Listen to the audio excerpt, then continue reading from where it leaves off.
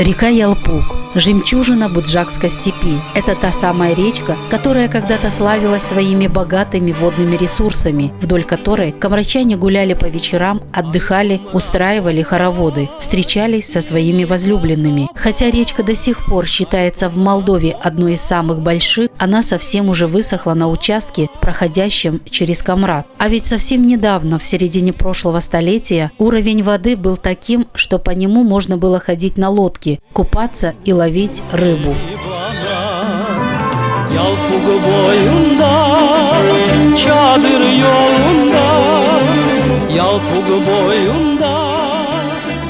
Жители Камрата пользовались речной водой, поливали свои огороды. Они и сегодня с большим упоением вспоминают те далекие времена, когда можно было ходить на речку. Реку Ялпуг я помню, потому что я оттуда с коромысловую воду таскал. И не только зимой, правда, мало таскали, потому что было саночка, и запрягали лошадь. Раньше были Ялпуг, родники шли, вот прямо от нашего конец улицы родники шли. И тогда было такое, вот утром гусей выгоняю в Ялпуг. Если родник расширяется, значит через день-два будет дождь, 100%. Теперь эти все забитые. Кто мусором, кто чем, родников как не существует, это самое. Речка была, родители говорили, учителя. Речка была, купались, чистая река. Ну вот сейчас канализация. Вот что ты думаешь, вот через лет 20, что здесь будет? Не знаю, даже не могу представить. Что может произойти? Хуже. Вот это запах, особенно летом. Это влияет на здоровье? Конечно, влияет, очень влияет. Каким образом? Каким образом? Вот этот запах, вот эта гадость, микробы, вот это все мы дышим этим. Конечно, влияет. А где чистый воздух? Чтобы деревья были, вот вижу, здесь сажают, начали сажать деревья. Чтобы дети наши кислородом дышали, а что вот этим гадостям дышим?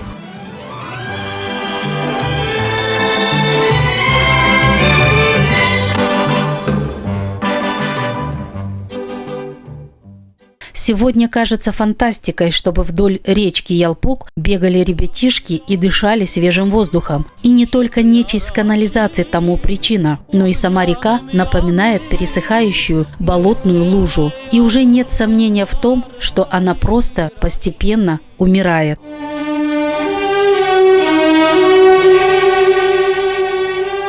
Что же послужило причиной такой экологической катастрофы на юге Молдовы? Почему до сих пор никто из местных чиновников на эту проблему не обращает внимания?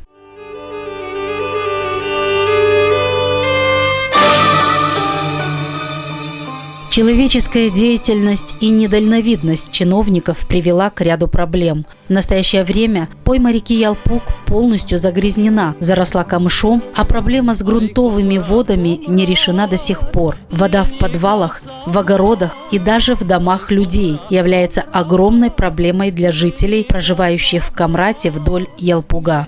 Все плавает, картошка плавает, уже подняли на сантиметров 30-40 высоту, все равно в полной воде. Все в воде. Есть на 80 сантиметров. Да. Бочка в воде, нельзя стакан вина выпить даже это делать. У меня нету. У меня подвал глубиной 2,20, 2,30.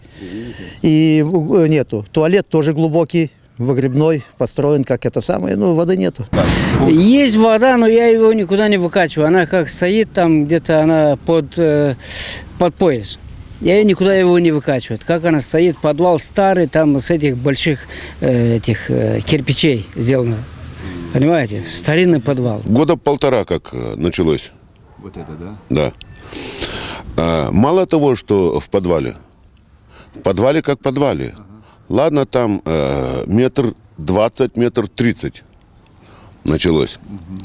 Так у меня в гараже, в яме, вот, там, значит, полметра. Проблема Ялпуга, наверное, долго еще не будет решаться, так как требует огромных финансовых вложений. Само русло реки заросло камышом и сильно заилилось. Требуется многокилометровая очистка реки.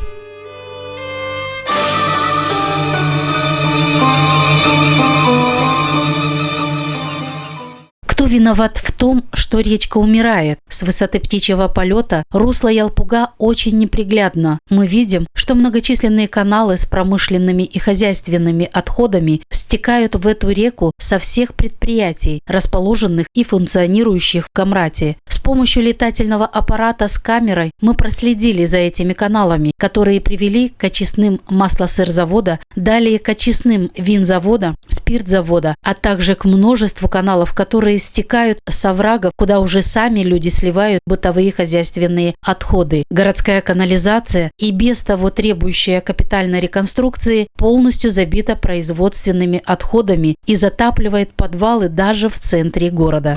Что это такое? Канализация. Это я понимаю, что канализация. Что? Чистый спирт идет? Да, чистый спирт идет.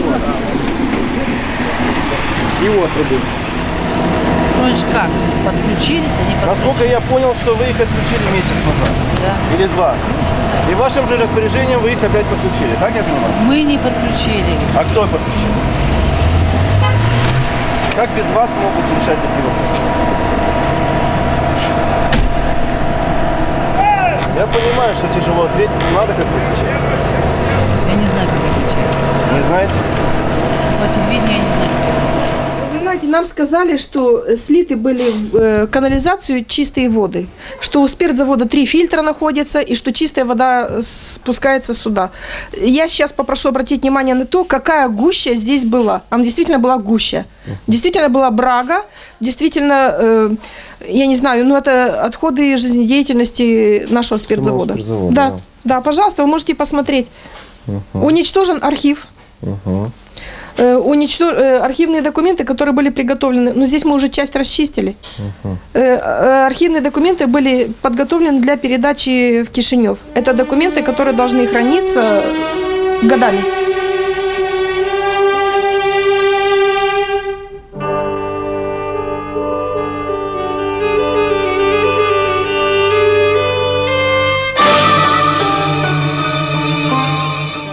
Как выборы какие-то, все, приезжают, фотографируют, все снимают, все. Вроде несколько лет назад были готовы бумаги, вот мы будем делать этот самый канал, тут, чтобы была вода стекалась, не канал, а типа лотка, чтобы вода стекалась.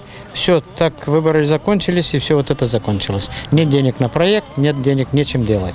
А люди страдают, потому что вот это вот как дожди, как зима, как снег, и подвалы полные, и переулок не проехать, не пройти. Это лишь часть проблем, о которой мы рассказали. Кроме того, мы прошлись по очистным сооружениям города, которые практически не работают. О необходимости реконструкции очистных сооружений говорится давно. Часть средств для этого была выделена экологическим фондом Республики Молдова, но до конца этот вопрос так и не решился. Очистные сооружения муниципа Камрат производительностью 5700 кубических метров в сутки были введены в эксплуатацию в первом квартале 1989 года. По сегодняшний день капитального ремонта очистных сооружений не проводился.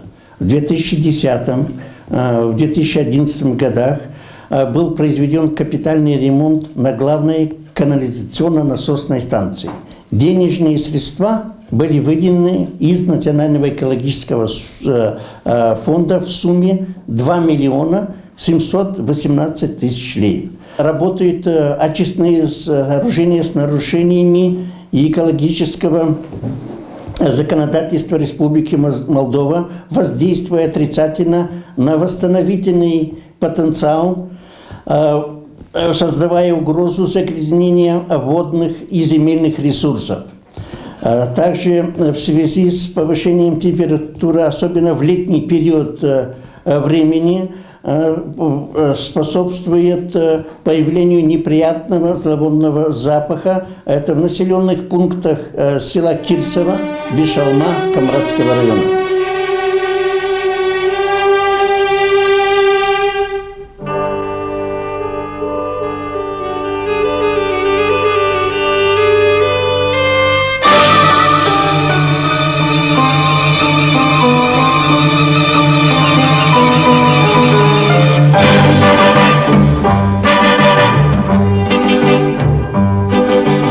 Ай, комрад, комрад, ени касаба.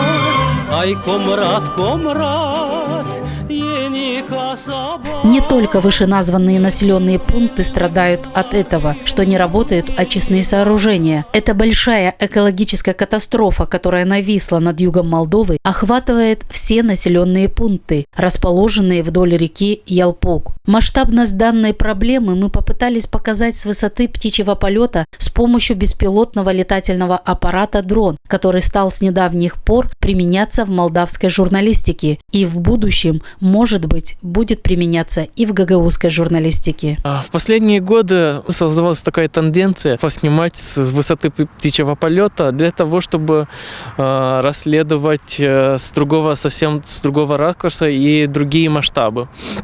И для этого беспилотник незаменимая камера получается у нас.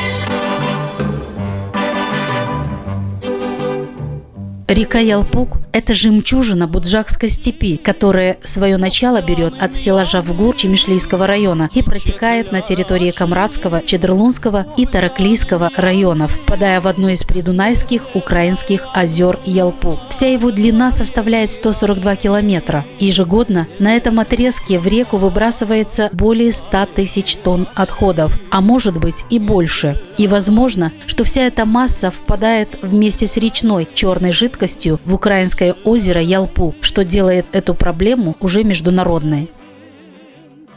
С помощью беспилотного летательного аппарата, предоставленного нашей съемочной группе Центром независимой журналистики Кишинева, мы рассказали об очень маленьком отрезке реки в городе Камрад, в надежде на то, что речку еще можно спасти, не дать умереть, если вовремя ей в этом помочь.